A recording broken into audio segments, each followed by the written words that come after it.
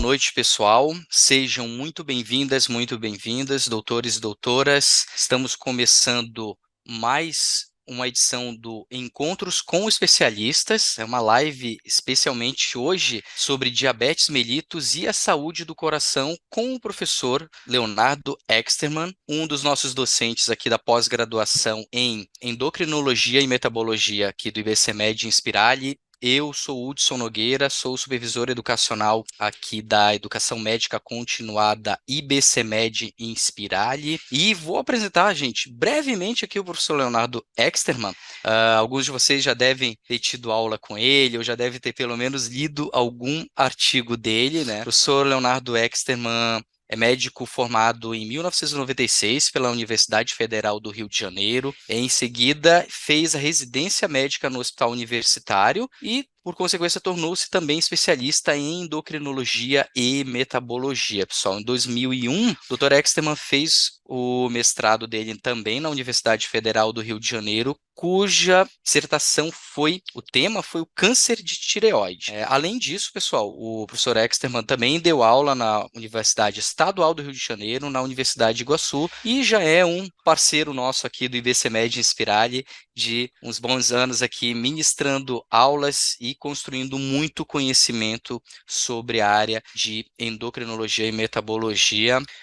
Professor Leonardo Extermann, muito boa noite, muito bem-vindo novamente, sempre muito bom estar aqui trocando ideias, compartilhando experiências aqui com você. Fala um pouquinho aí dos temas que a gente vai abordar nesta noite, né, professor? Que é diabetes mellitus e a saúde no coração. Só para já lançar uma provocação inicial, né, professor? O Brasil, pessoal, é o quinto país em incidência de diabetes no mundo. São cerca de 17 milhões de pessoas, né, sendo adultos de 20 a 79 anos, perde só para a China, Índia, Estados Unidos e Paquistão, que também são países com populações enormes, né? Então, a estimativa da incidência da diabetes, né, até 2030 chega entre 21 milhões e meio de pessoas. Então, professor, isso, claro, esses dados, né, eu tirei aqui do Atlas de Diabetes da Federação Internacional de Diabetes. E aí, professor, passo a palavra aqui para você, porque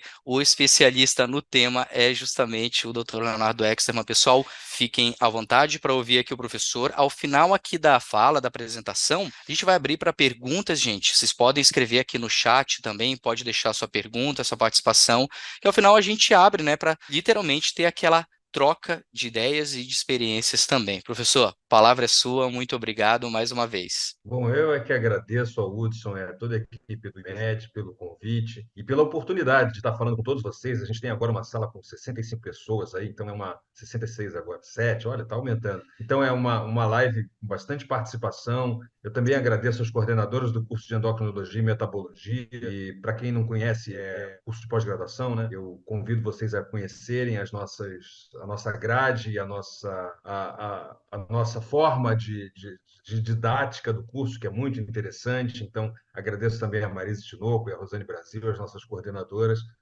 pela oportunidade de estar trabalhando com elas aqui no IPCMED também. E, como o Hudson estava falando, né, o diabetes mellitus tipo 2 é um problema de saúde pública mundial, né? E quanto mais a gente tem a ocidentalização de outros países, né, como a gente vê o caso da Índia, dramático, exemplo, né, onde há uma incidência alarmante de diabetes com a ocidentalização dos hábitos alimentares, né, a gente vê isso no mundo todo e o crescimento dos diabetes no mundo todo levando isso a ser um problema de saúde pública mundial. A ascensão da obesidade, o envelhecimento da população, o aumento do sedentarismo, os maus hábitos alimentares, vem trazendo uma incidência cada vez maior de diabetes no Brasil e no mundo. E um dos grandes problemas disso é justamente porque o diabetes, não passou o slide, agora sim, porque o diabetes está associado diretamente às complicações cardiovasculares. Né? Então, para a gente ter uma ideia, né, a gente sabe que o diabetes está associado a complicações micro e macrovasculares,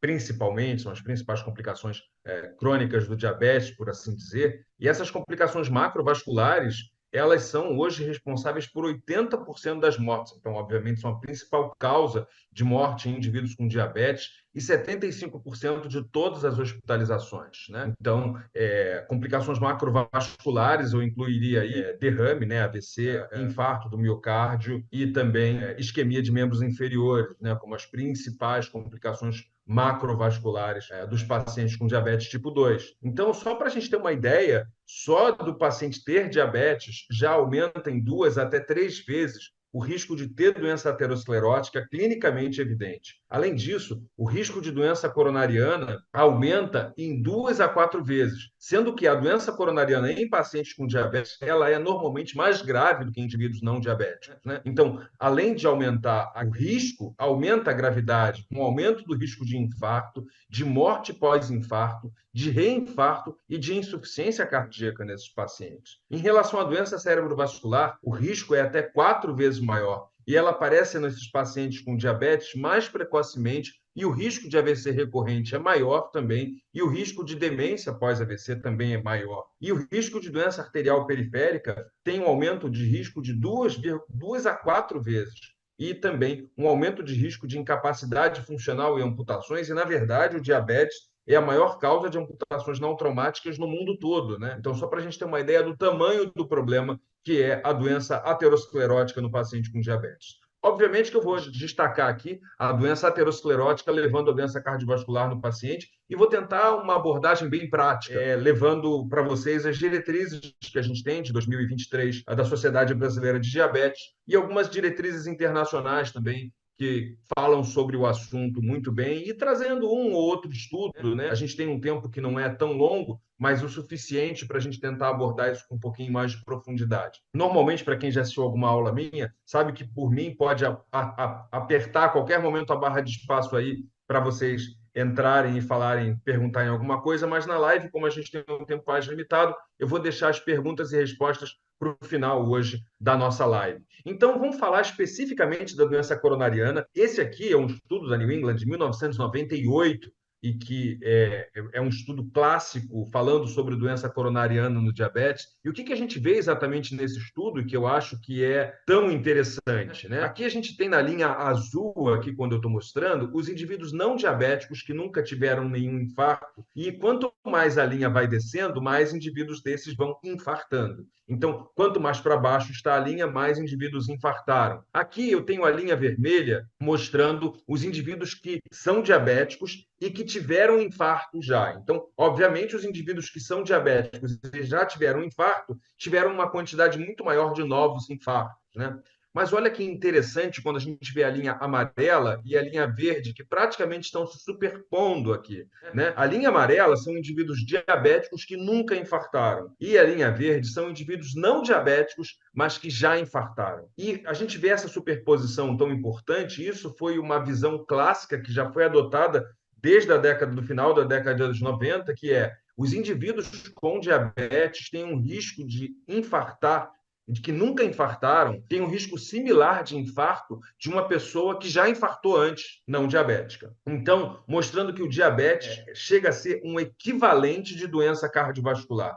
Ou seja, o diabetes ele coloca o paciente num risco semelhante aos pacientes que já infartaram antes sem ser diabéticos. E outra coisa que a gente vê aqui é uma coorte de mortalidade de doença coronariana, né, de doença cardíaca, na verdade, em 23 mil pacientes, em pacientes tratados com insulina, né? E o que a gente vê aqui é que quando a gente tem os pacientes da população geral, que são essas linhas pontilhadas, a gente vê que existe uma diferença clara entre o sexo masculino, que é o losango aqui pontilhado, e o sexo feminino, que é o triângulo aqui pontilhado. Então, olha o que a gente vê quando a gente está falando de pacientes diabéticos usando insulina, né? A gente tem aqui que as duas linhas que se separam, né? A gente sabe que o risco de doença coronariana é, obviamente, maior em homens do que mulheres, mas o que aconteceu nessa coorte de pacientes diabéticos é que o risco, principalmente em homens e mulheres mais jovens, aqui a gente está vendo por idade, né, é semelhante entre homens e mulheres,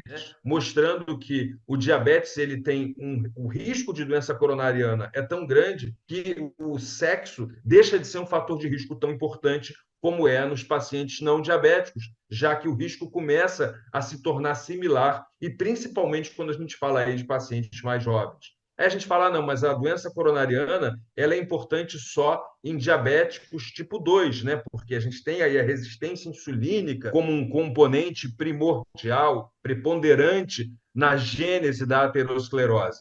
Mas olha o que a gente vê aqui em pacientes com diabetes tipo 2, mostrando também que tanto em homens quanto mulheres, mesmo quando a gente vê homens e mulheres mais jovens aqui, né? Aqui a gente vê a idade entre 18 e 34 anos, né? Tanto em homens quanto mulheres, mas também em pessoas mais velhas, o risco de doença cardiovascular é não só de doença cardiovascular, como de mortalidade geral que aparece aqui, mas o risco de morte por doença cardiovascular é maior em pacientes também com diabetes tipo 1, né? Como eu estou mostrando justamente nesses destacados em vermelho. E não só de doença coronariana, como a gente já falou, mas de outras doenças ateroscleróticas, são mais frequentes em pacientes com diabetes. Então, a gente vê aqui também o risco de AVC em diversos estudos, mostrando um risco consideravelmente maior, que é o lado de cada curva, né? O lado de cada curva seria o fator protetor. Para o lado de cada curva é o fator de risco, né? Então, o diabetes levando a um risco maior de AVC também em múltiplos estudos, né? Mostrando a importância da doença aterosclerótica em pacientes com diabetes. Tá, e a contribuição dos fatores de risco tradicionais? Será que é porque os pacientes diabéticos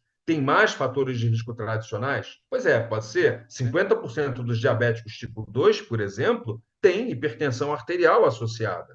E mais de 30% dos pacientes com diabetes tipo 2 têm dislipidemia ao diagnóstico. Mas será que só os outros fatores de risco tradicionais estão contribuindo para o risco que esses pacientes diabéticos têm a mais? Quer dizer, será que eles têm mais risco porque eles têm mais fatores de risco tradicionais fora o diabetes? Então, olha só que interessante. Quando a gente compara os pacientes sem diabetes e os pacientes com diabetes, né? Então a gente está colocando aqui pelo nenhum fator de risco, um dos fatores de risco tradicionais, dois ou todos os três, sendo que os fatores de risco que foram vistos nesses estudos foram colesterol total, né, maior do que 200, cigarro e hipertensão arterial, quer dizer, pressão sistólica maior do que 120. Então, quando o paciente não tinha nenhum desses fatores de risco, o diabetes já era um fator de risco independente, né? Bem maior do que a gente tinha. Mas olha só, quanto mais fatores de risco o diabetes acumula, mais ele fica com um risco significativamente maior do que no paciente sem diabetes. Então, a gente vê aqui paciente sem diabetes na linha azul clara e na azul escura o paciente diabético com um fator de risco, com dois fatores de risco e com todos os três. E quanto mais fatores de risco o paciente com diabetes tem, mais risco cardiovascular ele vai ter quando a gente compara com as pessoas sem diabetes. E aí a gente sabe que uma das questões principais que leva ao risco de doença coronariana, né, de aterosclerose nos pacientes com diabetes, vem a ser justamente a resistência insulínica. Então a gente sabe que a resistência insulínica ela está associada à aterosclerose quando a gente avalia o espessamento íntima média, por exemplo. Só do paciente ter resistência insulínica, então, já aumenta o risco de doença cardiovascular, né? E pacientes com resistência insulínica, mesmo antes de ter diabetes, né, sem alteração glicêmica, têm 2 vezes mais doença coronariana que os indivíduos sem diabetes. Então, veem que importância tem a resistência à insulina. Aí a gente vai pensando assim, mas a resistência insulínica, ela leva a um aumento da insulina, né? A gente fica com hiperinsulinemia. E você acabou de mostrar alguns slides atrás um slide que me deixou com uma pulguinha atrás da orelha. Você falou que diabetes usando insulina, a diferença entre os sexos praticamente desaparece naquela coorte que eu mostrei nos diabéticos que estão usando insulina.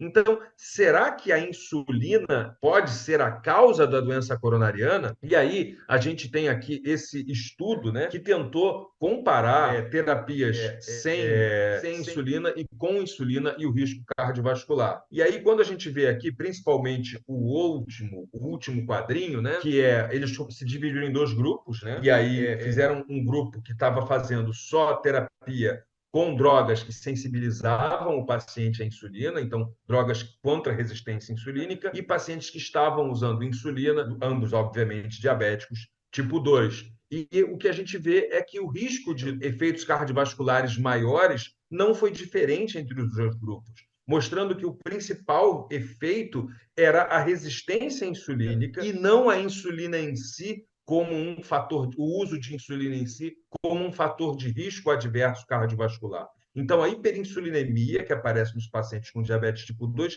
é o marcador da resistência insulínica, mas não a causa desses efeitos adversos cardiovasculares. Então, a gente sabe que a resistência insulínica ela está associada a múltiplos resultados que levam à aterosclerose diretamente. Então, a resistência insulínica está associada a um risco maior, por exemplo, de hipertensão arterial. A resistência insulínica está associada diretamente à obesidade, à hiperinsulinemia, ao diabetes, aumento dos triglicerídeos, aumento dos LDLs pequeno e densos, de baixo HDL e de aumento da hipercoagulabilidade. E esses fatores que estão ligados diretamente à resistência insulínica, eles sim estão associados, então, ao aumento de risco de aterosclerose e disfunção endotelial. Então, a gente tem aqui que a obesidade visceral, né, que está associada diretamente à resistência insulínica, né, a gente pode aqui perder um tempo falando que a obesidade visceral é um tecido adiposo que tem mais resistência à ação antilipolítica da insulina, mais receptores beta que fazem ele ter mais sensibilidade à lipólise e também mais conversão de cortisona em cortisol, por exemplo, entre os fatores que fazem com que esse tecido libere mais ácido graxo dentro da circulação portal, levando às características que a gente chama de lipotoxicidade. A obesidade visceral, além disso, e essa lipotoxicidade, obviamente, levando à resistência insulínica. Né? A obesidade visceral, então, vai levar não só isso, mas o tecido adiposo visceral aumenta o recrutamento de macrófagos que vão produzir mais interleucina 6 e mais também em TNF-alfa, fator de necrose tumoral alfa, levando a esse aumento do estado pró-inflamatório juntamente com a resistência insulínica. E esses três fatores juntos, né, o estado pró-inflamatório, a resistência insulínica com a obesidade, lipotoxicidade, etc., vão levar a um aumento de risco de diabetes. E todos esses fatores juntos estão associados diretamente à hipertensão arterial e também quando você começa a ter a falência pancreática lenta e progressiva que acontece no diabetes tipo 2, quando você começa a ter essa resistência insulínica que leva a uma falência progressiva da secreção de insulina, você começa a desenvolver diabetes nesses pacientes com resistência insulínica. E também você começa a ter alterações que levam esses pacientes a terem maior risco de dislipidemia, aumento das partículas de colesterol VLDL, por exemplo, pela lipogênese de novo no fígado, vai levar esse paciente a ter um maior risco de dislipidemia com HDL baixo e LDL alto. E isso faz com que a dislipidemia seja um fator importante. Então, a gente junta todos esses fatores, obesidade, estado pró-inflamatório crônico, resistência insulínica, diabetes, hipertensão arterial e dislipidemia, e com isso a gente tem um prato cheio para a formação da aterogênese, que é o que, em última análise, vai levar à doença macrovascular do paciente com diabetes. E o conjunto desses fatores que eu acabei de falar, todos nós conhecemos como o nome de síndrome metabólica, né? Que é a presença da obesidade visceral, junto com resistência insulínica, hipertensão arterial, triglicerídeos elevados e HDL baixo. Então, a gente sabe os critérios de síndrome metabólica, né, que seria a obesidade mais dois desses fatores que são clássicos da síndrome metabólica, e também sabemos que isso está associado diretamente ao risco de aterogênese. Então, quando o paciente tem critérios que levam ele ao diagnóstico de síndrome metabólica, a incidência de diabetes aumenta em 5 vezes em pacientes que têm síndrome metabólica e não são diabéticos. E a coexistência de síndrome metabólica com diabetes aumenta o risco de complicações micro e macrovasculares. Além disso, está associado a um aumento direto da mortalidade cardiovascular. Para a gente ter uma ideia, o aumento de risco na população americana de maior de 50 anos, o risco de doença coronariana em pacientes na síndrome metabólica sem diabetes já é 37,4, e o risco de doença coronariana na síndrome metabólica com diabetes chega a 54,7%. E isso acontece por um fator muito importante, né? A gente tem aqui uma amostra do que a resistência insulínica faz. Então, eu começo a ter a lipotoxicidade pelo acúmulo de ácidos graxos para aquele tecido visceral mais sensível, mais resistente à lipogênese, né? Então, a lipólise, desculpa, então você começa a ter mais lipólise e mais disponibilidade de ácido graxo,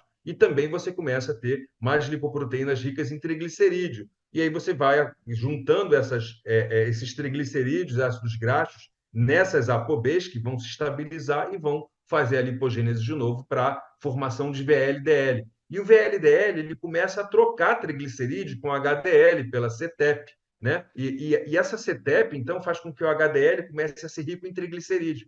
E esse HDL rico em triglicerídeo, ele começa a sofrer clearance. Então, a gente começa a reduzir o HDL da circulação, porque ele começa a se tornar muito rico em triglicerídeo e vai voltar pelo fígado. Então, eu começo a diminuir a quantidade de ApoA que vai ter dentro desse paciente, então aumentando aí o risco de aterosclerose. E por outro lado, a gente vai ter também, pela mesma enzima, a doação de triglicerídeos de LDL do VLDL para LDLs. E esses LDLs eles começam a ficar cada vez mais pequenos e densos, que são diretamente relacionados, então, à formação aqui da nossa querida placa de ateroma e formando aí a aterosclerose. E num paciente que já tem um risco aumentado de trombose, por exemplo, né, como é o paciente com resistência insulínica, isso é um prato cheio aí para a formação de placas de ateroma instáveis, né, e que levam a um risco maior de trombose e, eventualmente, de um evento cardiovascular. Né? Bom, mas não só a resistência insulínica está associada à doença cardiovascular, a hiperglicemia diretamente também está associada. Então, a gente, no paciente diabético tipo 2, a gente já tem dois fatores: a hiperglicemia e a resistência insulínica. É só a gente ver aqui que pacientes que têm maior hemoglobina glicada têm um risco maior de eventos cardiovasculares maiores, né, que é o BACE, né? E também de morte cardiovascular. Quanto maior a hemoglobina glicada, maior o risco de morte cardiovascular ou infarto não fatal e derrame, e também de mortalidade por todas as causas, mostrando que a glicemia está correlacionada diretamente com o risco de doença coronariana. Temos só um problema. A gente sabe que a glicemia, a hemoglobina glicada, quanto maior ela está, mais associada à doença coronariana. Mas a gente tem essa curva aqui, né, em forma de J, que mostra que hemoglobinas glicadas muito baixas também aumentam o risco de doença coronariana em pacientes com diabetes. Provavelmente mostrando que pacientes que fazem muita hipoglicemia, ou que às vezes a gente trata muito intensivamente e que tem alto risco de hipoglicemia e alto risco cardiovascular, também vão ter um risco maior de mortalidade.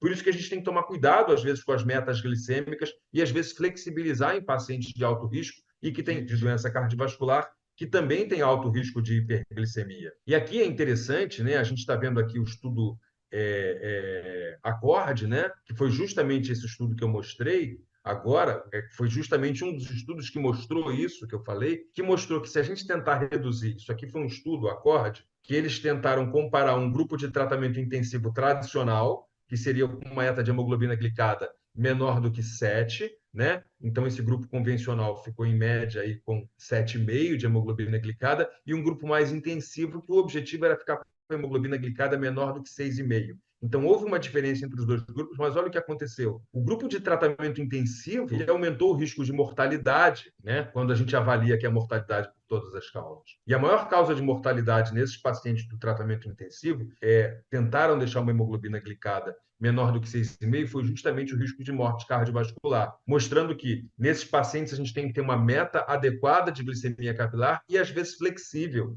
meta de glicemia e de hemoglobina glicada flexível para que eu tenha a menor hemoglobina glicada possível, desde que o paciente não tenha um risco aumentado de hipoglicemia ou que ele seja de alto risco cardiovascular. Então, isso mostra para a gente como a gente tem que otimizar isso. Né? Aqui a gente vê que, controlando a hemoglobina glicada, a gente, em vários estudos, a gente não teve, né, uma melhora do risco cardiovascular. E isso é estranho, né? A gente falando, poxa, mas a glicose está associada a um risco maior. E por que então eu controlando de forma mais intensiva, em múltiplos estudos, eu não consegui verificar um risco de morte menor? E assim, eu ainda tenho aqui uma tendência a favorecer, nesses estudos que avaliaram morte cardiovascular, tratamentos menos intensivos. E aí, é claro, tem uma heterogeneidade grande nesses estudos, porque alguns deles consideraram tratamentos intensivos com metas maiores do que outros. Aqui é o caso do ACCORD, né? Que a meta foi 6,5 e aí ele nem cruzou a linha, né? Quando cruza a linha, significa que não conseguiu ter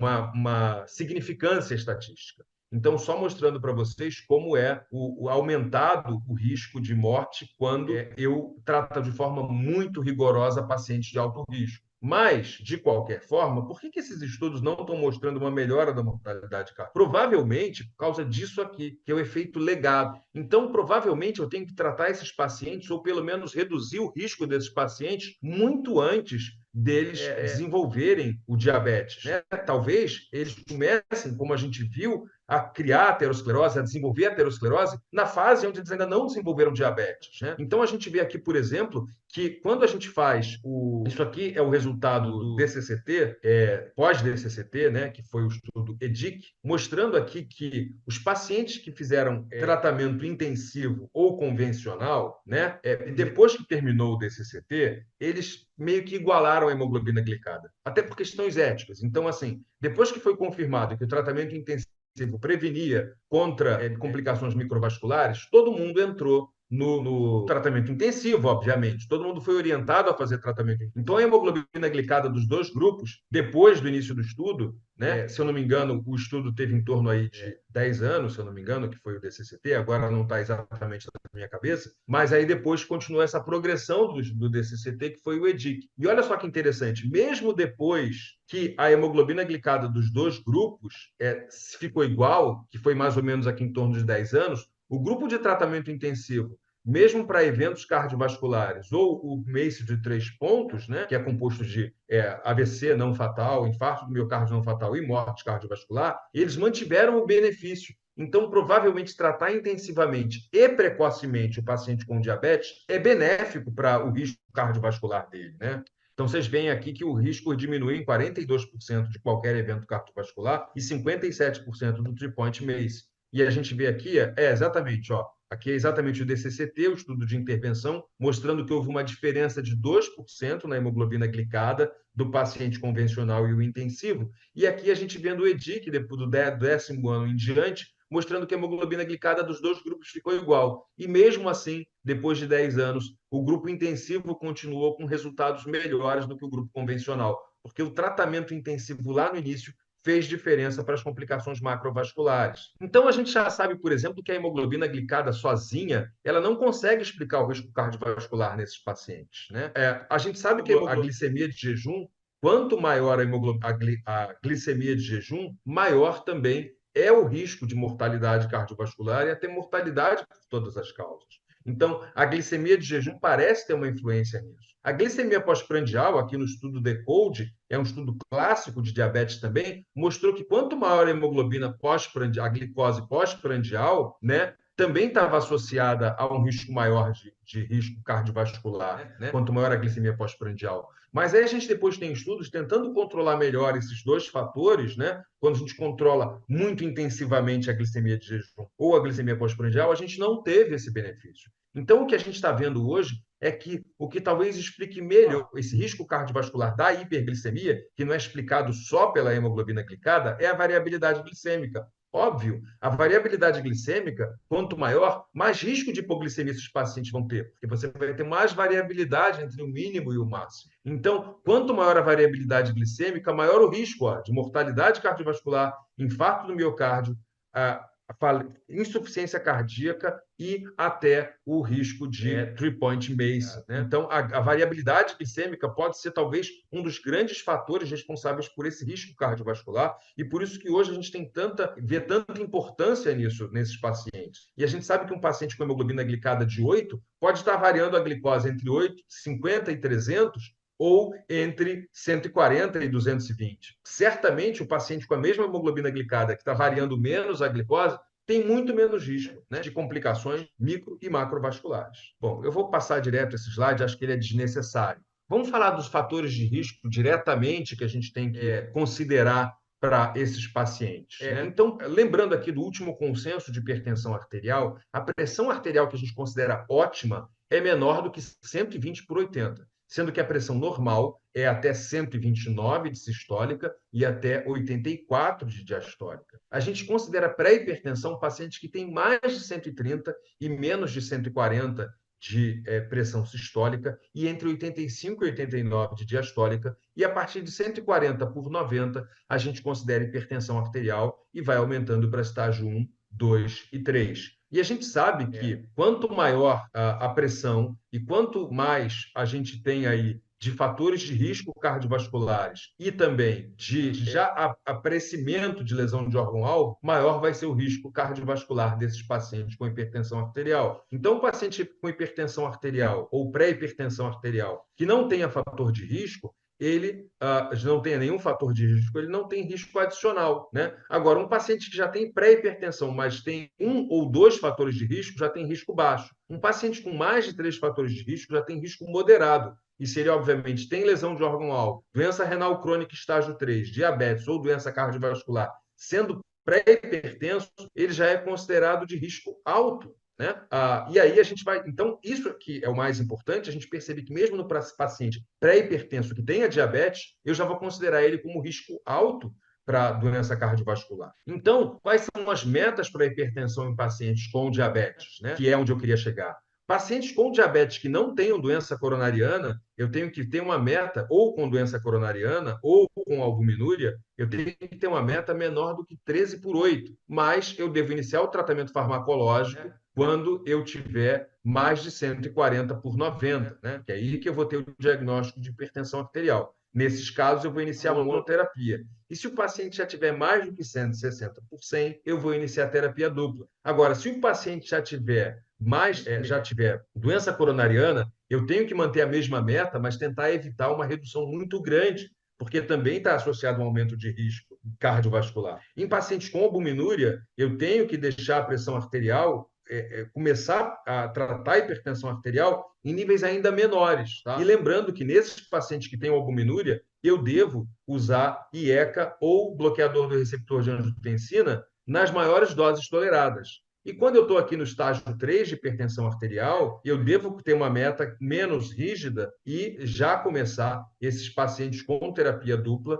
e fazer uma redução mais gradual da hipertensão arterial. E lembrar que a gente pode ter metas mais flexíveis em idosos frágeis, né? Onde eu devo ter metas menos rigorosas, né, para tratar esse paciente. Né? Então, só fazendo um fluxograma rapidamente da hipertensão arterial em pacientes com diabetes para a prevenção de doença cardiovascular, eu tenho que, primeiro, sempre, em qualquer dessas doenças que tem comportamento como um dos fatores que levam ao aumento de risco, adotar medidas de estilo de vida, melhorar a alimentação, fazer atividade física regular. E se a pressão arterial, depois do diagnóstico de hipertensão, estiver entre 140 por 90 até 160 por 100, eu vou iniciar monoterapia. Quando a pressão arterial é maior do que 160 por 100, eu vou iniciar a terapia dupla. Aí a gente tem que lembrar o seguinte: esse paciente tem albuminúria, né? Quer dizer, maior do que 30 miligramas por grama, ou ele já tem doença coronariana. Se a resposta é não, eu posso começar qualquer uma das três drogas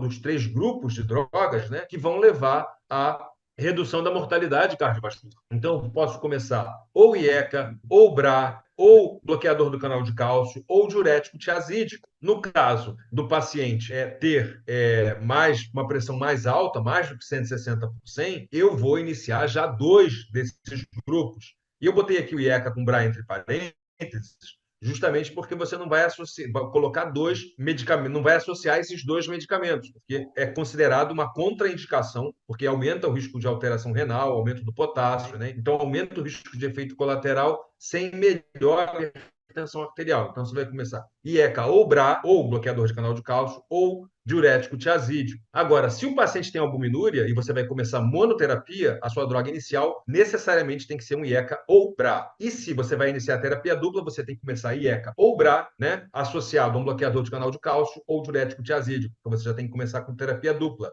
Lembrando novamente, não combinar IECA e bloqueador do receptor de angiotensina. Você oportunamente vai reavaliar a pressão arterial e efeitos adversos e vai perguntar: minha meta foi atingida, minha meta não foi atingida ou eu tive efeitos adversos. Se a meta foi atingida, eu vou manter o tratamento. Se a meta não for atingida, eu vou adicionar uma segunda droga, você vai adicionar uma segunda droga que esteja associada a uma redução de risco cardiovascular. E se eu tiver efeito adverso, eu vou avaliar trocas. Agora, se a meta foi atingida, eu vou reavaliar então a pressão. Se a meta foi atingida, eu vou manter o tratamento. Se a meta não foi atingida, eu vou reavaliar a pressão arterial e efeitos adversos. E, se for o caso, eu vou iniciar a terapia tríplice ou dupla, se essa meta não foi atingida totalmente. Então, é só para vocês verem como é que a gente vai considerar. E se eu, depois de ter colocado as três drogas, terapia tríplice, que está associada a uma redução da mortalidade cardiovascular, IECA, ou BRA, né, bloqueador de canal de cálcio e diurético tiazídico,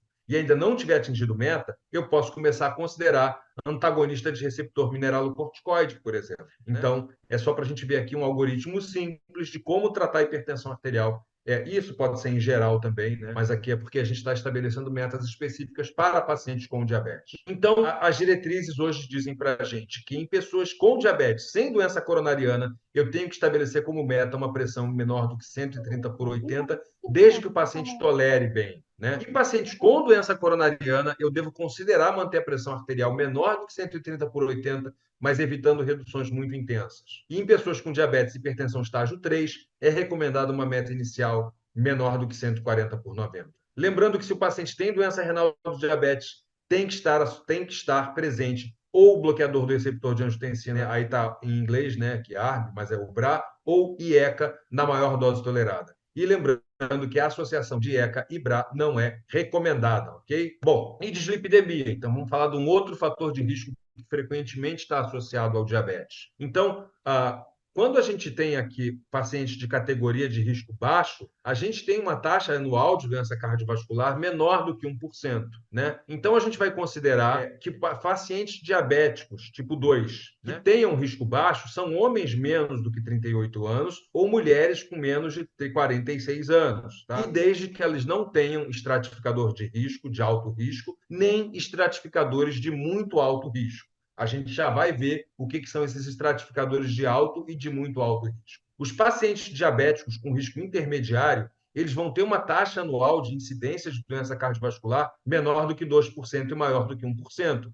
Então, todos os diabéticos, homens com idade entre 38 e 49 anos e mulheres entre 36 e 50 anos, desculpa, diabéticos tipo 2, né, que não tenham estratificadores de risco ou de muito alto risco, eles vão ser de risco intermediário, tá? Então, agora, quando a gente tem homens com mais de 50 anos ou mulheres com mais de 56 anos com diabetes, ou qualquer paciente diabético tipo 1 ou tipo 2, se tiver algum estratificador de risco, a gente já vou falar, a gente já vai considerar eles tendo risco alto. Tá? Então, pacientes, homens diabéticos tipo 2 com mais de 50 anos, ou mulheres com mais de 56 anos, e qualquer paciente diabético que tiver qualquer estratificador de risco, né, ele já é considerado risco alto, porque a incidência anual de doença cardiovascular já é até 3%. Tá? E esses pacientes, então, eles vão ter pelo menos um estratificador de risco ou dois estratificadores de risco, sem ter estratificadores de muito alto risco. E os pacientes de muito alto risco, que têm uma incidência anual de doença cardiovascular maior do que 3%, pode ser, então, em qualquer idade, se ele tiver algum estratificador de muito alto risco ou se ele tiver 3 estratificadores de risco. Lembrando que no diabético tipo 1, que tiver menos de 20 anos de duração, eu vou avaliar o risco através da calculadora Steno, que a gente pode ver aqui nesse site, né, que é só vocês procurarem, né, estratificador de risco para pacientes diabéticos tipo 1, Steno, que vocês vão achar aqui. Eu não sei se eu clicar aqui, porque eu coloquei o site, se vocês vão ver, deixa eu ver aqui se vocês continuam vendo. Eu acho que vocês não veem, então deixa eu só compartilhar aqui com vocês essa outra. Então, aqui eu tenho o Steno, por exemplo. Então, eu vou colocar, por exemplo, que esse aqui é um paciente sem doença cardiovascular, vamos dizer que ele tenha 30 anos agora, seja do sexo masculino, a duração do diabetes é de 15 anos, lembra, tem que ser com menos de 20 anos. A hemoglobina glicada dele, eu vou botar aqui em percentual, que é o que a gente usa normalmente, está com 8 de hemoglobina glicada. Ele tem uma pressão sistólica de 135, ele não fuma, não tem albuminúria e tem uma taxa de filtração glomerular de 65. O LDL colesterol dele, por outro lado, está 210 e faz exercício físico.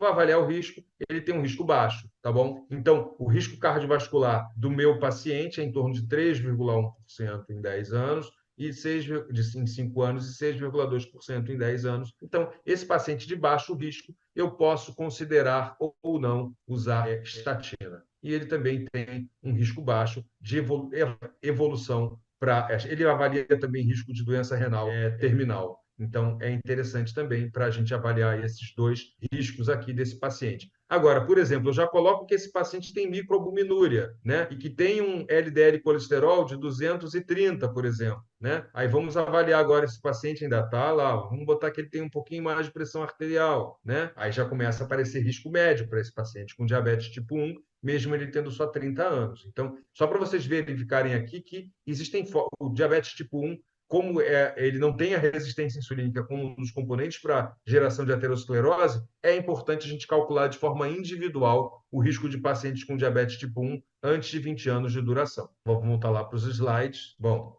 então, quais são esses estratificadores de risco para diabetes? Tem os tradicionais, que é o diabetes há mais de 10 anos. Então, um paciente com mais de 10 anos automaticamente tem um estratificador de risco, já vai ser considerado risco alto, tá? História familiar de doença coronariana prematura, síndrome metabólica pela definição do IDF, como a gente viu, a síndrome metabólica em pacientes com diabetes aumenta o risco, né? Hipertensão arterial tratada ou não, tabagismo ativo, neuropatia autonômica cardiovascular, retinopatia diabética não proliferativa leve, todos esses são fatores de risco tradicionais. Sem contar com risco renal, que é a doença renal estratificada como risco alto, eu vou mostrar isso para vocês já já, né? Então, a doença renal, ela é independente, e se o paciente tiver doença aterosclerótica subclínica, ou seja, você fez algum exame que mostrou alguma evidência de doença aterosclerótica subclínica.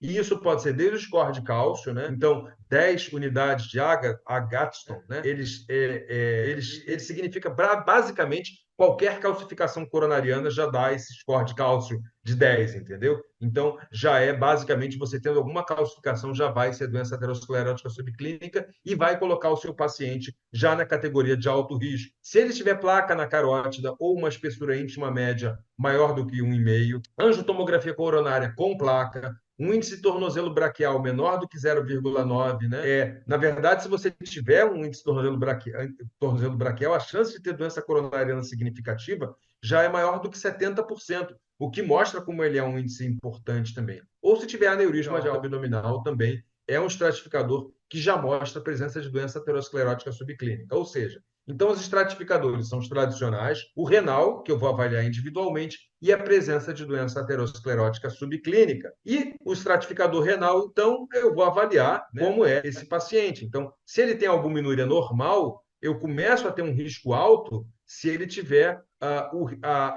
no nível 3, né, no estágio 3 da doença renal, que já é uma leve a moderada redução da função renal. Aqui no laranjinha, eu tenho os pacientes que eu considero a doença renal como um estratificador de alto risco. Qualquer nível de microalbuminúria já leva meu paciente para alto risco. Agora, pacientes com albuminúria ou sem albuminúria que tenham doença renal muito reduzida, menor do que 30, ou até macroalbuminúria, eles já vão ser considerados risco muito alto, tá? Então é importante a gente ter essa noção de que pacientes que já têm doença renal mais avançada, eles vão ter risco muito alto. Agora, pacientes que têm microalbuminúria e já têm uma redução do clearance menor do que 45, também já vai ser considerado risco muito alto. E, obviamente, pacientes que tiverem uma macroalbuminúria, todos eles já vão ser considerados risco muito alto. E esse estratificador de risco ele vem justamente porque ele vai estabelecer para a gente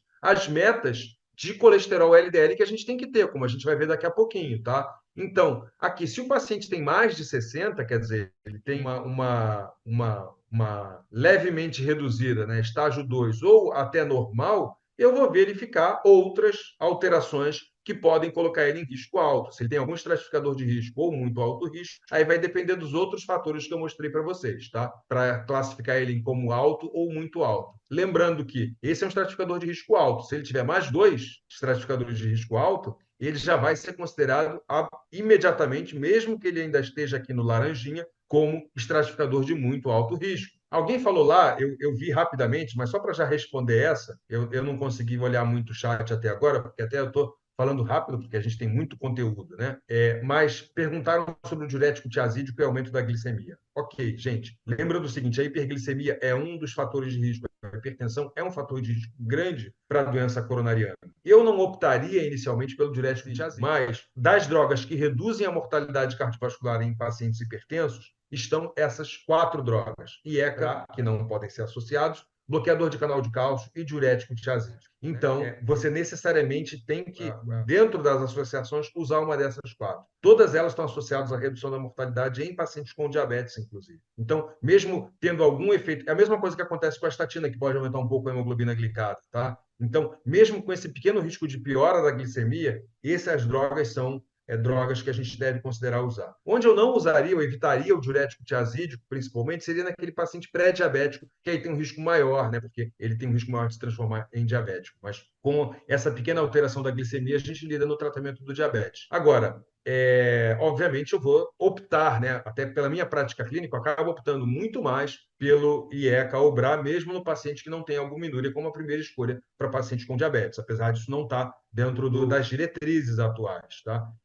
Lembrando que, dentre os diuréticos tiazídicos, a gente tem um que tem menos alteração da glicemia, que é a indapamida. Né? Então, pelo menos os estudos que a gente tem com a indapamida, ela tem um menor risco de alteração da glicemia, apesar de ser um diurético tiazídico, que a gente tem talvez uma potência antihipertensiva que provavelmente é um pouco menor do que a hidrotiazida, por exemplo. Bom, e aqui os estratificadores de muito alto risco. Então, eu vou considerar um estratificador de muito alto risco quando eu tiver 3 ou mais estratificadores de alto risco. Já vai ser muito alto risco. Tá?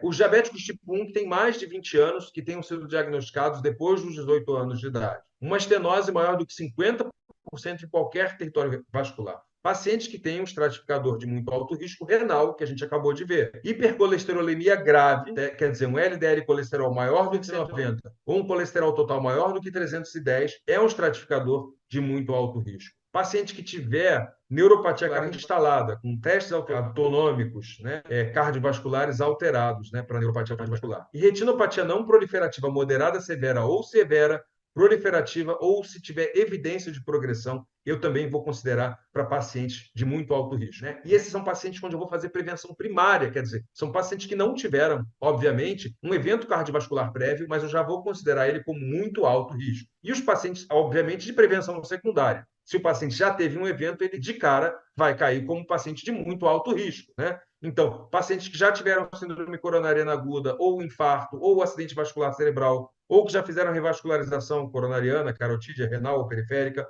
ou paciente que tiver insuficiência vascular periférica ou amputação de membros. Então, qualquer um que esteja nessas categorias, a gente já vai considerar, obviamente, ele teve um evento, ele é muito alto risco. Tá? E aí, o que a gente faz com isso? Né? Para quem tem baixo risco, eu vou usar estatina de potência moderada. E aí, eu diria que ela é mais opcional, porque a incidência é menor do que 1% por ano de risco cardiovascular. O que eu faço normalmente com pacientes de baixo risco é discutir o uso da estatina com o paciente, porque vai ser mais uma droga para um paciente que já está polimedicado muitas vezes. Então, é bom você conversar com ele. Fala, olha, a incidência é menor do que 1%, mas existe o risco de você ter doença cardiovascular, e aí eu posso considerar usar estatina de moderada potência para você, para estabelecer uma meta de controle do colesterol. Para quem tem risco intermediário, aí já tem recomendação de uso de estatina de moderada potência. Quando o risco é alto, eu tenho que usar, quando o risco é alto ou muito alto, eu tenho que considerar de cara usar estatina de alta potência e ezetimibe, às vezes, né, associado para poder atingir a meta, ou até inibidor de PCSK9, quando eu não atinjo as metas de colesterol. Lembrando que as estatinas de moderada intensidade, elas vão reduzir o LDL colesterol em até 50%, entre 30% e 50%, que é o nosso objetivo de redução. E a estatina de alta intensidade vai reduzir 50% ou um pouco mais de 50%. Quando eu associo a ezetimibe de alta intensidade, eu tenho uma redução que pode chegar a 65%. O PCSK9, isoladamente, né, ele pode reduzir em 60%. E quando eu uso PCSK9 com a dose maior de estatina de alta intensidade, eu tenho até 75% e posso chegar a 85% de redução do LDL colesterol com as 3 drogas associadas. Tá? Aqui a gente tem, então, quais são as estatinas de média e alta potência. Então, destacando aqui a atorvastatina e a rosuvastatina como as drogas que a gente considera de alta potência. Então, é assim que a gente vai tratar os pacientes com diabetes e dislipidemia, usando principalmente para os pacientes com alto e muito alto risco, e classificando adequadamente, né, estatinas de alta potência. Eu recomendo a vocês também darem uma olhada depois na calculadora da Sociedade Brasileira de Cardiologia, onde vocês vão ter mais facilidade, às vezes, porque eles mesmos já vão colocar os estratificadores de risco lá e você vai só clicar se o paciente tem ou não. Então, para não precisar, de repente, decorar todos esses fatores, apesar de que a partir do momento que você começa a ler eles, é bem simples você entender quais são esses estratificadores de alto ou muito alto risco. E os pacientes com risco intermediário ou baixo, você pode usar estatinas de média potência. Então, teoricamente, você pode usar qualquer uma das outras. Lembrando que a simvastatina com ezetimibe pode atingir resultados semelhantes às estatinas de alta potência e a pitavastatina com ezetimibe na dose maior, a simvastatina 40 com ezetimibe de 10 ou a pitavastatina 4 com 10 podem atingir resultados similares à atorvastatina ou rosuvastatina isoladamente na redução do colesterol. Então, é só uma alternativa para quem às vezes tem intolerância ou não pode usar uma das duas drogas, ou a gente quer, de repente, ter uma terapêutica um pouco mais econômica, né, já que a simvastatina ela é subsidiada pelo governo também no SUS. Né? Lembrando do seguinte, a hipertrigliceridemia ela é um fator de risco também para a doença cardiovascular. Né? Mas como é que funciona isso? Olha só, a gente tem aqui dois fatores de risco que a gente vê. Né? E esse aqui é um estudo interessante, que ele chamou a atenção para a gente, para as partículas ricas em triglicerídeos como fator de risco. A gente sabe que o HDL é um fator protetor, né, que são partículas ricas em ApoA, né, porque eles ajudam no clearance do colesterol da periferia. Enquanto que as partículas ricas em ApoB, elas são potencialmente aterogênicas, que são todas partículas que são ricas em colesterol. Né? Todas essas aqui vão ter algum grau de colesterol dentro delas, principalmente do VLDL até o LDL. Essas todas partículas, quilomicron, VLDL, IDL e LDL juntas, a gente chama do colesterol não HDL, que é o colesterol total menos o HDL. Né? Agora, quando a gente tem partículas ricas em triglicerídeo, a gente está excluindo o LDL. O LDL, apesar de você poder ter um LDL um pouco mais rico em triglicerídeo, que é o LDL pequeno e denso, né? Quando a gente tem as partículas outras, IDL, VLDL, elas são as principais associadas ao aumento do triglicerídeo na circulação. Então, esse estudo ele chamou atenção justamente para o risco cardiovascular em pacientes que acumulam partículas ricas em triglicerídeos. E foi visto exatamente isso, que a hipertrigliceridemia ela está associada a um risco maior cardiovascular nesses pacientes. E aí a gente fala, tá bom, então deixa eu tratar a hipertrigliceridemia, que já é um fator de risco. Então a gente teve alguns estudos que tentaram esse. Esse aqui, por exemplo, é o estudo FIELD, né, que tentou demonstrar se a gente tinha uma redução significativa de infartos não fatais ou morte cardiovascular. E esse estudo, ele não, apesar de ele ter conseguido demonstrar alguns resultados importantes, ele não conseguiu demonstrar uma redução da mortalidade cardiovascular. Teve uma pequena redução de risco de infarto não fatal e de risco de revascularização miocárdica.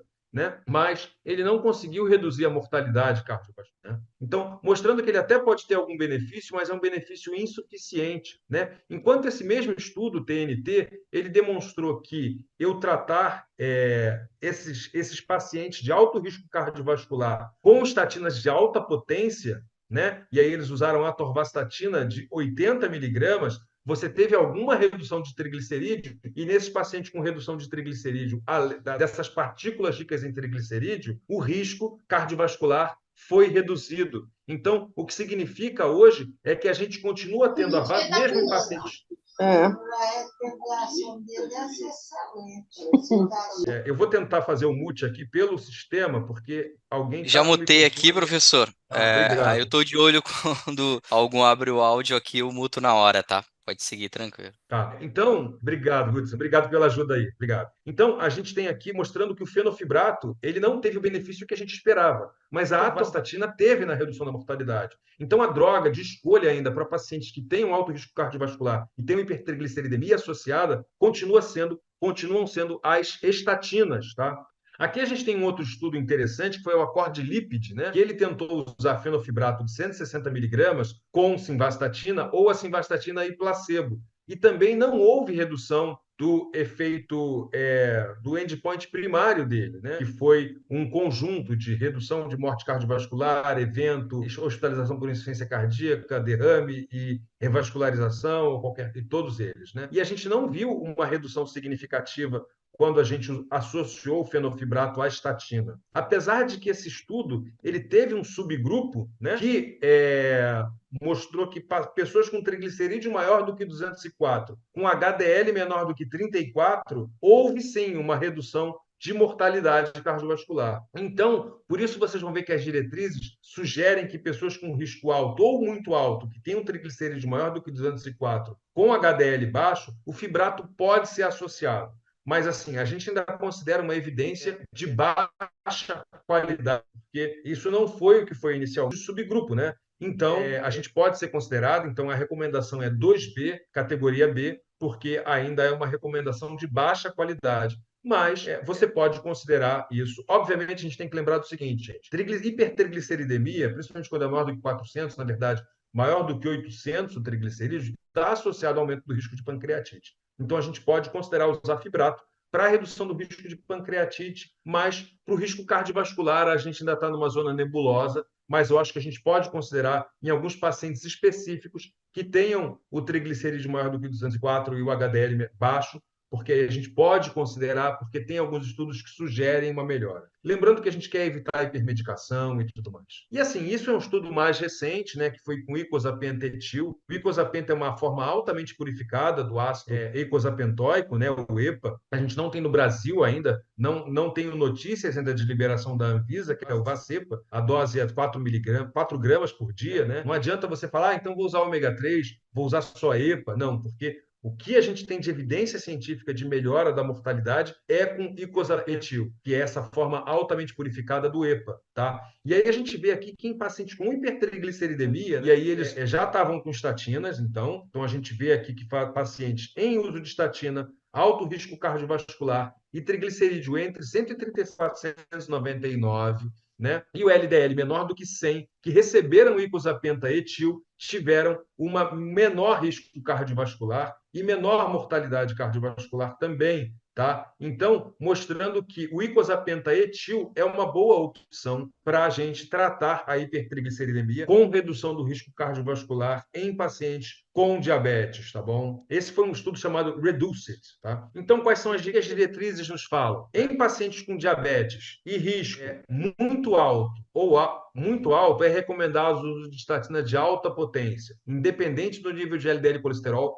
com o objetivo de buscar a meta de LDL menor do que 50 ou colesterol não HDL menor do que 80. A associação do ezetimibe pode ser considerada para alcançar a meta de LDL em pacientes com muito alto risco e a gente pode considerar, nesses pacientes de muito alto risco, inibidor da PCSK9. Em pacientes com diabetes e risco alto, é recomendado o uso de estatina de alta potência com o objetivo de manter o LDL e colesterol abaixo de 70 ou não HDL abaixo de 80, com adição de ezetimibe se necessário. Em pessoas com diabetes e risco intermediário, é recomendado atingir a meta menor do que 100 ou de colesterol não HDL menor do que 130 com uso de qualquer estatina. Tá? E em pessoas com diabetes e hipertrigliceridemia moderada, o uso de estatina é recomendado como primeira escolha para reduzir o risco de eventos cardiovasculares. E em pessoas de risco alto ou muito alto, usando estatina em dose máxima tolerada, com triglicerídeo elevado, a adição de icosapenta etil é recomendada para reduzir o risco cardiovascular. Apesar dessa recomendação, a gente não tem a disponibilidade dessa droga ainda no Brasil. Então, a gente pode considerar usar o fenofibrato naquelas situações que eu falei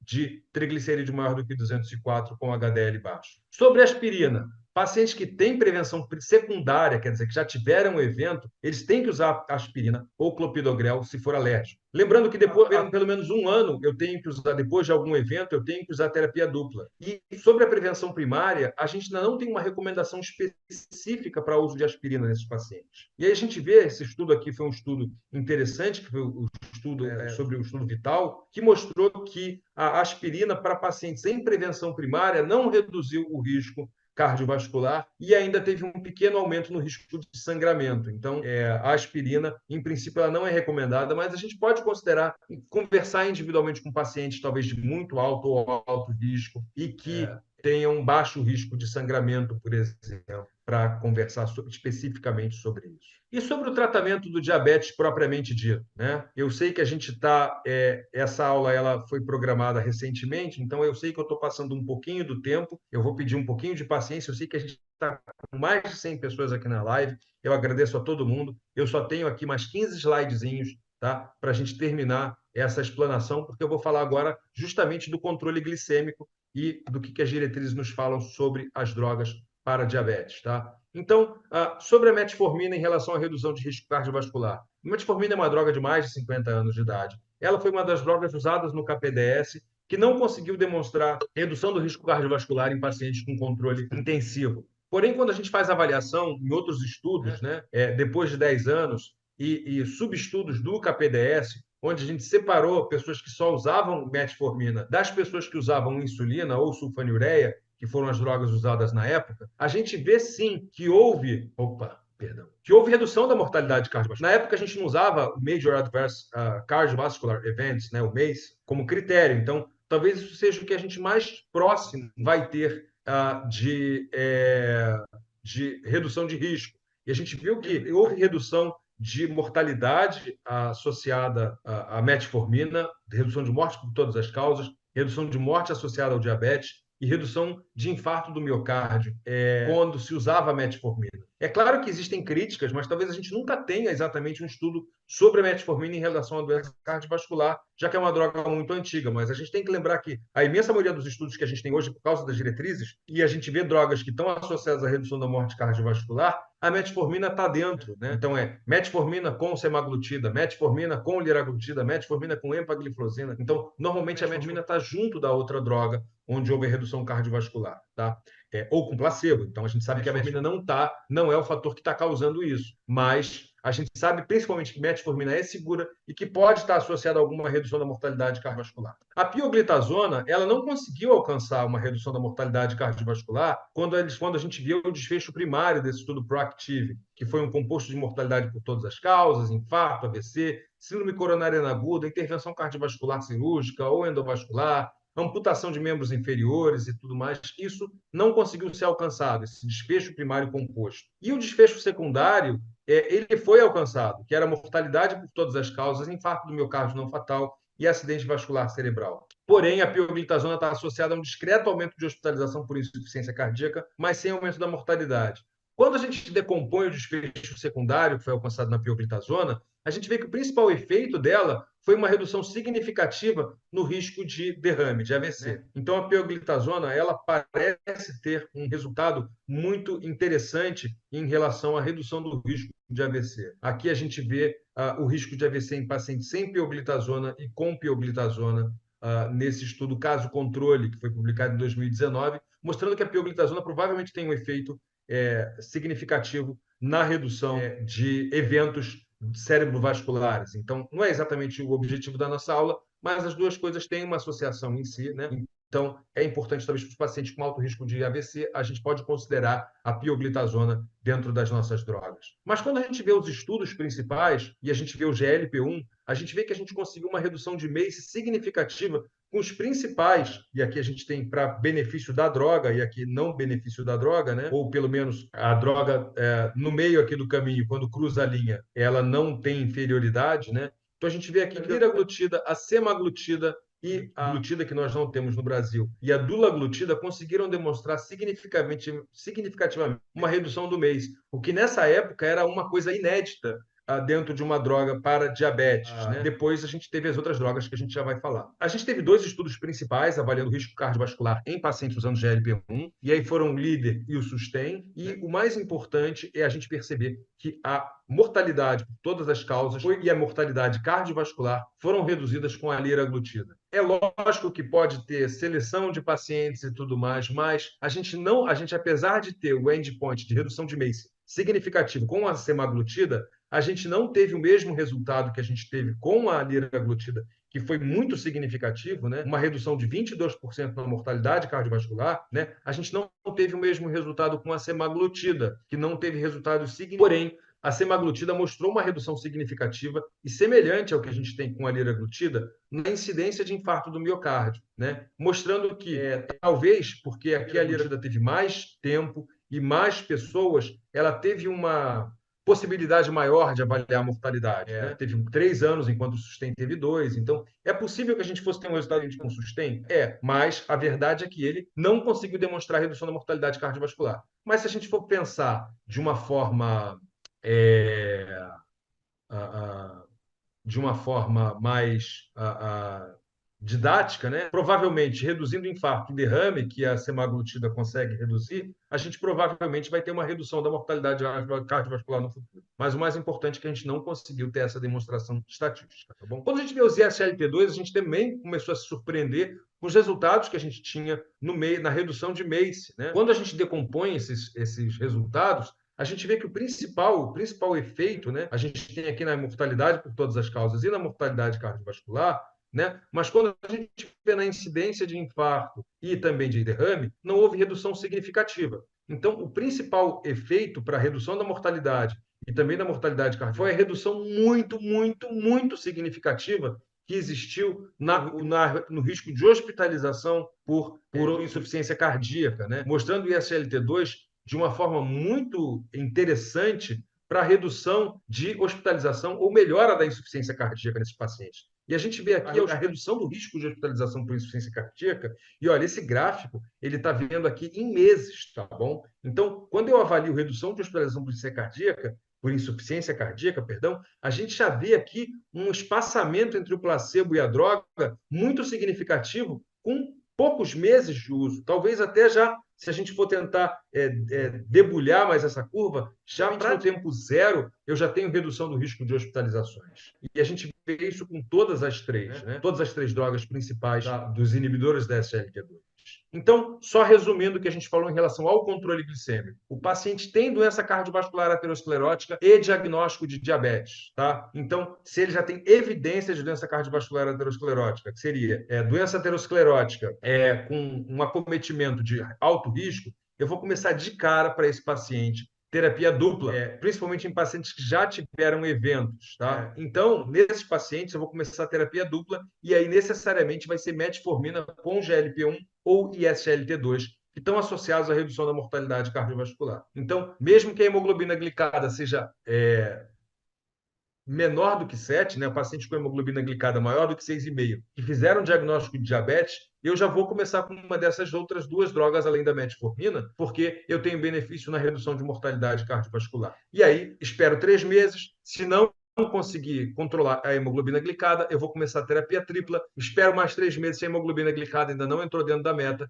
eu vou fazer terapia quádrupla, que vai incluir as duas drogas que reduzem a mortalidade cardiovascular com outro antidiabético ou terapia baseada em insulina. Lembrando que se eu tenho doença aterosclerótica estabelecida, como a minha evidência fala em favor da empagliflozina ou liraglutida para redução da mortalidade cardiovascular, eu tenho que preferencialmente usar essas drogas, já que elas estão associadas a uma redução da mortalidade cardiovascular. Não é que as outras não causem redução da mortalidade cardiovascular, mas é porque essas que demonstraram com um nível maior de evidência, tá bom? E se o paciente tem insuficiência cardíaca, a gente tem que começar necessariamente terapia dupla com metformina e inibidor da SGLT2, 3 meses, hemoglobina glicada acima, eu vou adicionar o GLP-1, e aí, no caso, eu posso até associar outro antidiabético. Lembrando que alguns antidiabéticos estão associados ao aumento do risco de insuficiência cardíaca, tipo pioglitazona, e também alguns inibidores da DPP-4, tipo saxagliptina e alogliptina. Então, eu devo evitar essas drogas. E se ainda tem hemoglobina glicada acima,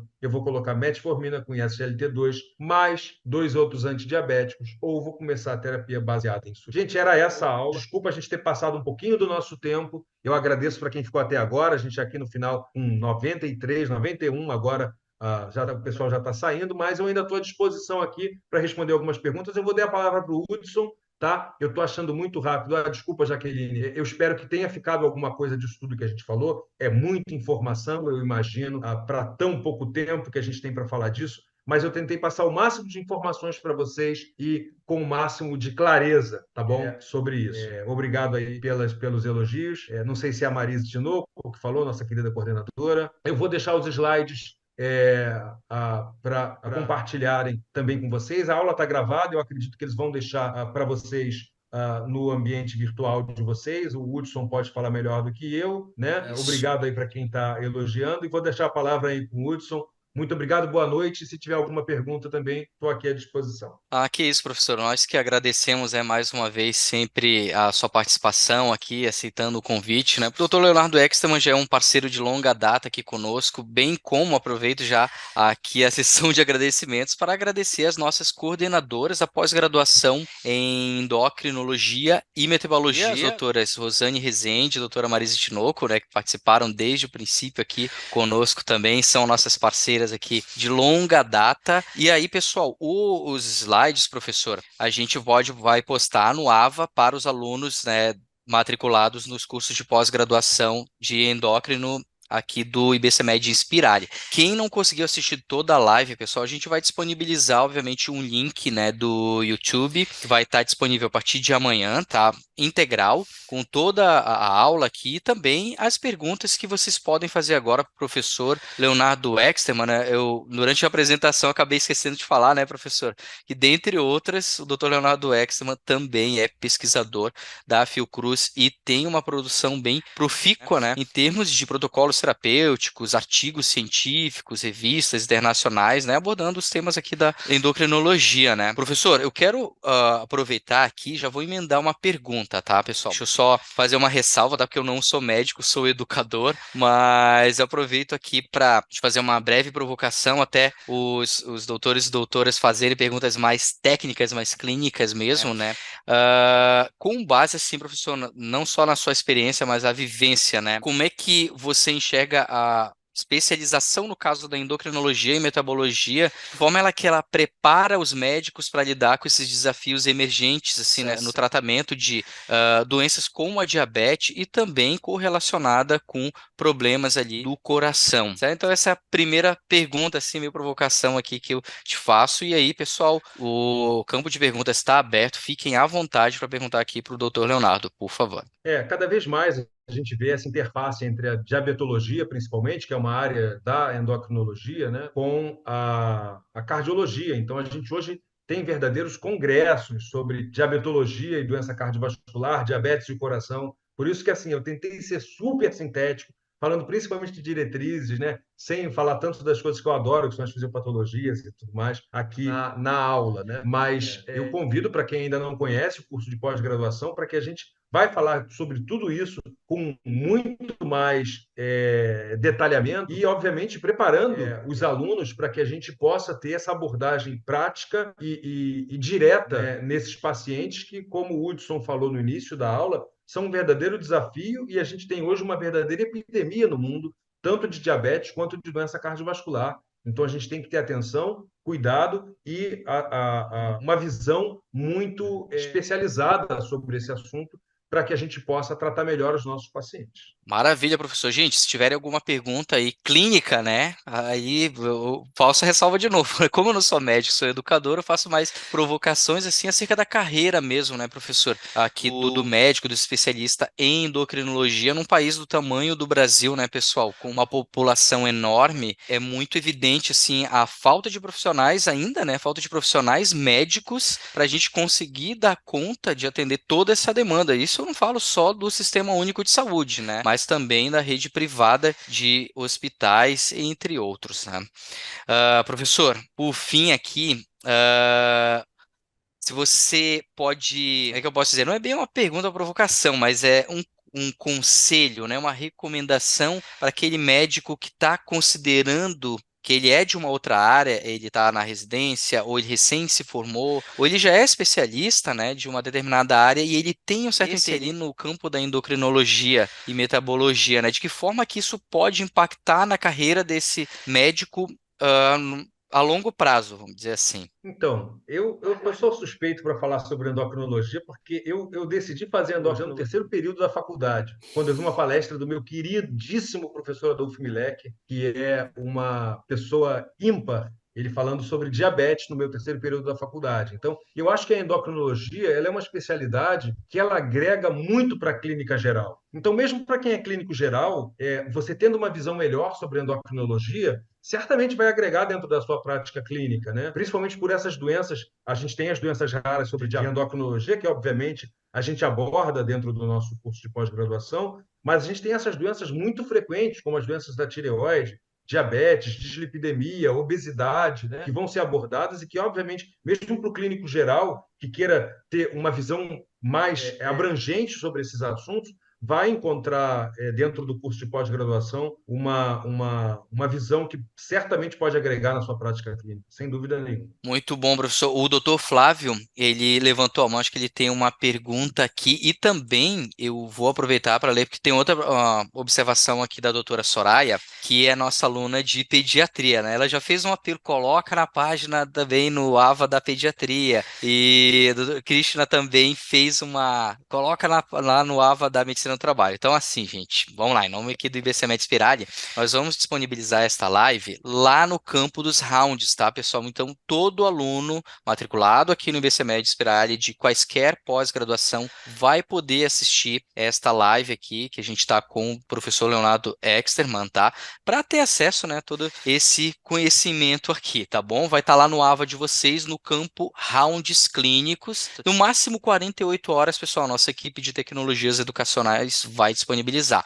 Então, eu quero só puxar aqui, né, de volta a pergunta da doutora Soraya, fazendo aqui, doutora Exterman, que sobre a falta de adesão, né, do tratamento por parte dos pacientes. Então, ela disse que isso que acabou afastando ela um pouco ali do mundo da endócrino, né, durante a escolha aqui da pós-graduação. E o doutor Flávio também pediu aqui a palavra. Doutor, fica à vontade, pode abrir o microfone, fazer sua pergunta, à vontade. Boa noite, boa noite. Me escutam bem? Boa noite, Perfeitamente, doutor. Flávio. Ouvimos. Doutor, primeiro lugar, muito obrigado aí pela sua disposição, a sua aula. Foi realmente muito rápido. Eu dificilmente eu podia dizer que eu consegui acompanhar na velocidade, mas vai ficar Peço gravada e perdão aí por isso, Flávio, mas assim, foi o que a gente conseguiu condensar bem, e bem não, bastante assunto, né? Muito, eu compreendo mas diga. perfeitamente. Foi um resumo de um universo, né? Então, quanto a isso, Tá. não estou reclamando, agradecendo e agradecendo também que a aula vai ficar gravada, a gente pode rever, né? Porque eu trabalho com pacientes diabéticos, hipertensos, né? E esse assunto me interessa muito. Mas eu gostaria da sua opinião, porque no meu setor tem uma peculiaridade. Eu trabalho com pessoas que, na sua maioria, estão praticamente abaixo da linha da pobreza. Quer dizer, eu não posso usar um arsenal de medicamentos, né? Por exemplo, o que está sendo muito usado agora, o Ozempic, ele, às vezes, alguns dos meus pacientes corresponde à renda familiar, né? Então, eu tenho extrema dificuldade, eu tenho que reinventar processos e alguns pacientes, como eu estou tendo agora, triglicerídeos totalmente alterados, hemoglobina glicada 12,5. É um paciente que eu estava fazendo estudo há pouco. O que eu gostaria, da sua opinião, sua experiência? Para onde eu devo apontar? Porque uma colega falou da adesão. Realmente é muito difícil, porque a pessoa, além de não dispor de determinados recursos financeiros, medicamentos, soluções alimentares, determinadas dietas, etc., tudo tem um custo alto, né? Mas eu venho tentando descobrir, doutor, para onde que eu devo apontar para ter uma aceleração do metabolismo de forma mais eficaz, sabe? Estou tentando encontrar um caminho, às vezes na tireoide, na atividade física como um todo, nas condutas. Para esse meu paciente aí, que é um paciente de baixa capacidade financeira, qual seria o seu conselho, tendo em vista essa situação que eu vivo? O que você poderia me dizer para eu poder agregar, enriquecer o meu tratamento diante desse cenário? Bom, Flávio, obrigado pela pergunta em primeiro lugar. E a realidade que você vive é a realidade da imensa maioria dos médicos que estão aqui, eu tenho certeza, da imensa maioria dos médicos do Brasil. É claro que eu tenho minha clínica privada, mas, ao mesmo tempo, eu trabalho lá na Fiocruz, né? E pacientes, às vezes, com uma situação de vulnerabilidade social extrema. Como você falou, às vezes eles ganham menos do que o Ozempic vale, né? Como você falou aí, que às vezes a pessoa recebe só Bolsa Família, né? Isso quando ela não conseguiu receber nem Bolsa Família, vive de doação de amigos e familiares ou está em situação de rua. Como é que eu faço com isso? Bom, isso é uma situação muito difícil e delicada. Felizmente, para diabetes especificamente, a gente tem algumas medicações, que são a sulfonilureia, que é a gliclazida, que está disponível pelas clínicas da família, assim como a metformina, tanto na forma comum quanto na forma XR, também está disponibilizado na clínica da família e na farmácia popular. Além disso, a gente tem para alguns pacientes específicos que se enquadram dentro das regras, que eu não concordo totalmente com as regras, mas estão dentro de umas regras da LME, que é 65 anos ou mais, com terapia com insulina, com doença coronariana e com a disfunção renal desde que clearance maior do que 45, que para mim não faz nenhum sentido, podem usar ISGLT2 gratuitamente. Quem está usando, quem tem Bolsa Família, também tem direito a usar ISGLT2 gratuitamente na farmácia popular. E também quem tem mais de 65 anos e não tem Bolsa Família, pode pegar na farmácia popular o ISGLT2 com metade do preço, que ainda é caro. Para algumas pessoas R$ 90 é algo que ainda é caro para algumas pessoas. Então, ainda o diabetes ainda é um tratamento que é caro. E para você, GLP-1 então nem se fala, né? Uma droga que você vai ter R$ 1.000 por mês para usar. A gente tem que orientar o que seria o ideal, mas entre o ideal e o possível há uma diferença. E o que a gente sabe em relação ao diabetes é que qualquer controle glicêmico que você faça, qualquer redução na hemoglobina glicada que você consiga colocar seu paciente vai causar uma melhora no risco dele de longo prazo, tanto de complicações micro quanto de macrovasculares. Para esse paciente que não tem a condição de fazer alguma outra coisa, você vai colocar justamente insulina. Insulina é gratuita e ela é disponibilizada tanto na farmácia popular quanto nas clínicas da família, assim como o monitoramento glicêmico e tudo mais. Então, para esse paciente com hemoglobina glicada de 12, eu não teria nenhuma dúvida que eu teria que usar insulina. Para um paciente que você já está usando metformina, sulfonilureia, uma terceira droga, se o paciente puder usar SGLT2, se ele estiver dentro dos critérios para pegar ou se tem algum dinheiro que possa usar. E depois disso, eu usaria insulina, porque é o que tem disponível. Qual é o problema disso? Vai estar mais associado a ganho de peso, etc. Mas eu sei que, controlando melhor a glicemia desse paciente, eu vou melhorar a qualidade de vida dele e reduzir o risco de complicações micro e macrovasculares. Em relação às outras coisas que você falou, eu achei interessante. Eu acho que a única forma que a gente tem hoje de acelerar ou melhorar o metabolismo é a atividade física, tá? Então, assim, usar, por exemplo, hormônio tireoidiano, eu não sei se teve um subtexto aí quando você falou, usar o hormônio tireoidiano para acelerar o metabolismo em pacientes que não têm uma disfunção tireoidiana, isso não deve ser feito, tá? Existe um risco aumentado de você desenvolver complicações cardiovasculares, perda de massa óssea, entre outros problemas que a gente pode causar em pacientes com esses problemas. E a atividade física é o melhor. A atividade física, na verdade, ela conseguiu demonstrar em alguns estudos de pré-diabetes que ela, por si só, foi melhor do que começar a metformina em relação à redução da glicada. Então, a atividade física é o que há. Em relação à dieta, eu não acho que a dieta para diabetes tem que ser uma dieta cara. Tá? Particularmente, lógico que assim, tem gente que está sem dinheiro para comer. Isso é um problema grave no nosso país.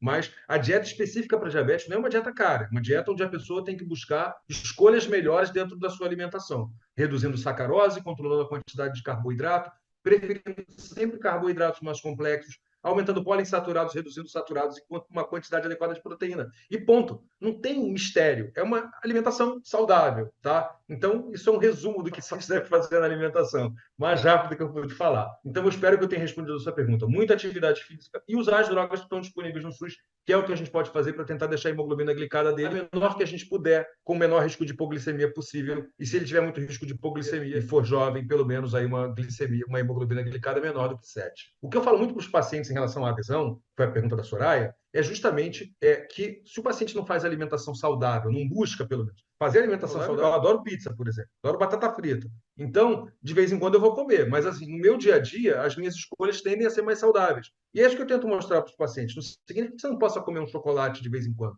mas não pode comer chocolate todo dia, né? Então a gente tem que fazer escolhas melhores.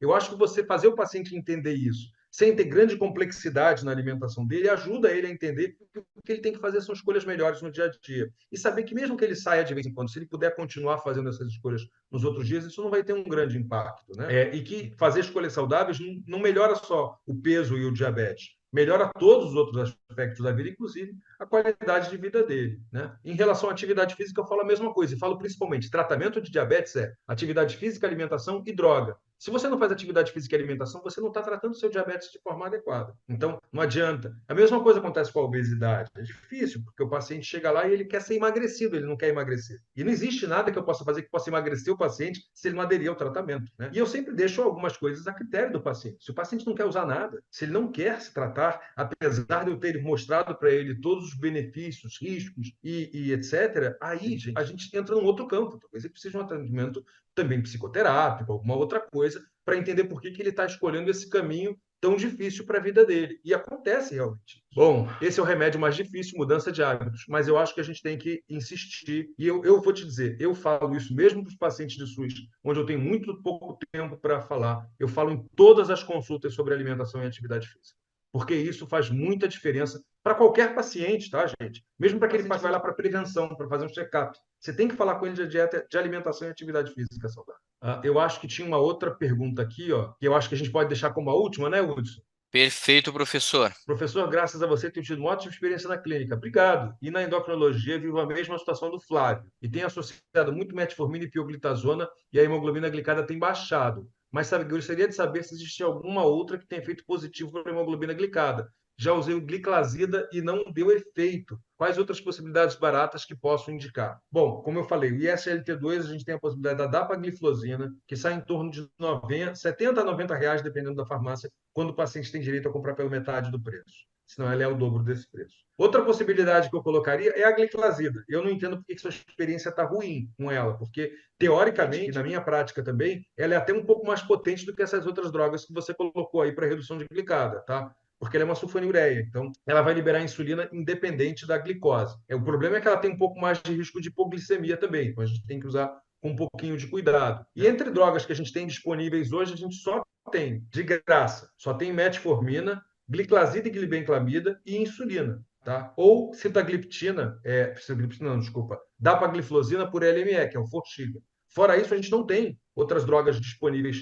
As outras drogas para diabetes, eu posso dizer que, inclusive, pioglitazona, eu acho relativamente cara, deve estar em torno de R$ 100 a pioglitazona atualmente. Então, ela não é exatamente uma droga barata, por assim dizer, e ela é uma droga que, apesar de ter muitos benefícios que a gente vê, ela não é uma droga totalmente isenta de riscos. Ela está associada à redução da massa óssea, ela pode estar associada aumento do risco de insuficiência cardíaca, então a gente tem que usar com algum cuidado, né? E principalmente a pioglitazona tem uma grande indicação. Quem paciente já teve evento cerebrovascular ou pacientes que têm autohepatite metabólica, esses pacientes a pioglitazona é particularmente interessante, tá? Mas fora isso ela tem alguns riscos, né? Mas para pacientes que são muito resistentes à insulina, ela é excelente, porque ela vai reduzir a resistência à insulina. E cada vez mais o tratamento do diabético, ele é sob medida. Então, eu vou ter que pegar o paciente, ver quais são os riscos que ele tem, de outras doenças, comorbidades, qual é a condição financeira, econômica, quais são as preferências do paciente, e tudo isso, o paciente vai me ajudar a fazer a melhor escolha do antidiabético.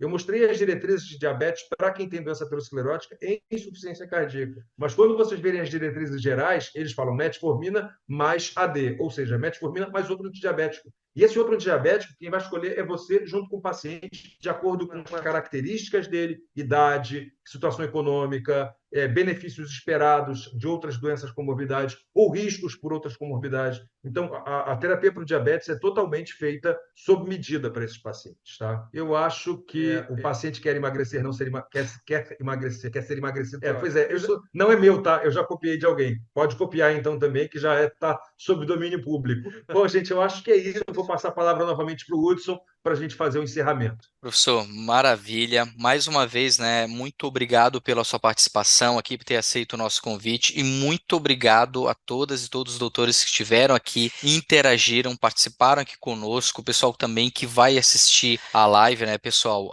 nossos alunos aqui, IBCMed Inspirali, que tanto pediram para a gente disponibilizar, lembre-se, pessoal, o aluno IBCMed Inspirali que está matriculado conosco, esta live vai ser postada, tá, no campo Rounds Clínicos ali dentro do AVA, do ambiente virtual de aprendizagem de vocês, tá bom? Vai estar disponível para vocês verem quantas vezes quiserem, e também vai ser disponibilizado um link no YouTube, que aí vocês podem compartilhar com outros colegas, né, de profissão, enfim. E quem quiser saber mais, pessoal, um pouco, isso foi só, né, pequeno microcosmo do que do quão é grande o campo da endocrinologia e metabologia, pessoal, e quanto ela impacta não só na nossa saúde, mas também na carreira profissional do médico. Quem quiser saber mais, só nos mandar mensagem nos contatos oficiais, ou pode deixar o contato, falar com a nossa consultora aqui, a Inês Pascoal, que ela vai passar todas as orientações para quem já é aluno também aqui do IBCMed+, quiser indicar algum colega de faculdade ou de trabalho, sabe que é sempre bem-vindo. E, mais uma vez, gente, em nome do IBCMed Inspirali, agradeço a presença de todas e todos vocês, uma ótima noite e até a próxima. Obrigado, professor. Obrigado e uma boa noite a todos e todas que assistiram até agora.